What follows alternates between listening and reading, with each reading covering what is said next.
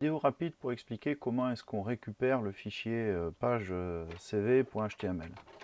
Donc d'abord, vous allez sur mon site internet.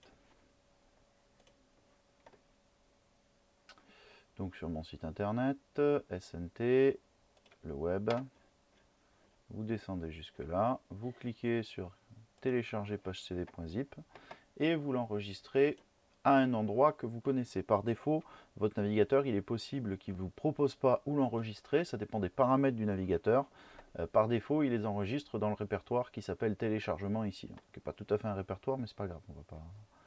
Donc voilà, vous enregistrez, le fichier est enregistré ici. Vous allez ensuite l'ouvrir. Donc moi, je peux faire cliquer ici, afficher dans le dossier, mais vous, il est probable que vous ne puissiez pas le faire.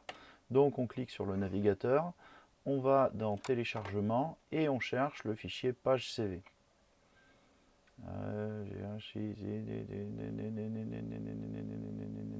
Page CV, il est là.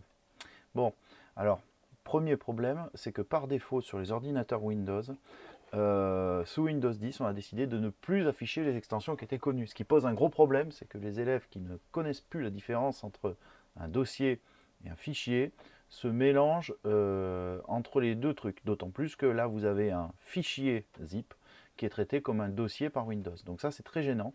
Et c'est le problème que beaucoup d'entre vous ont eu. Donc si vous double-cliquez dessus, vous l'ouvrez. Sauf que là, vous voyez extraire.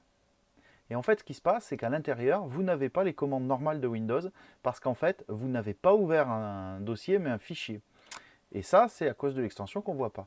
Donc, comme on va avoir un autre problème plus tard, on va aller dans Affichage, Options, Re-affichage, et vous allez descendre ici pour sélectionner masquer les extensions des fichiers dont le type est connu. Ça, c'est un non-sens de l'utiliser, mais par défaut, c'est sous Windows.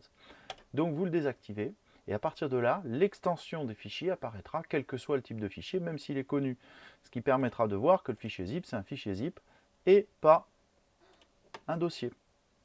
Et maintenant, l'étape que beaucoup d'entre vous ont oubliée, c'est de faire un clic droit sur page cv.zip, d'aller dans cette zip, et d'aller dans extraire vers page cv. Une fois que ça c'est fait, alors page CV, selon comment le fichier se met à jour, il va être tout en haut ou tout en bas. Une fois que ça c'est fait, vous avez votre page CV avec le CV HTML et la possibilité de l'ouvrir avec Notepad++.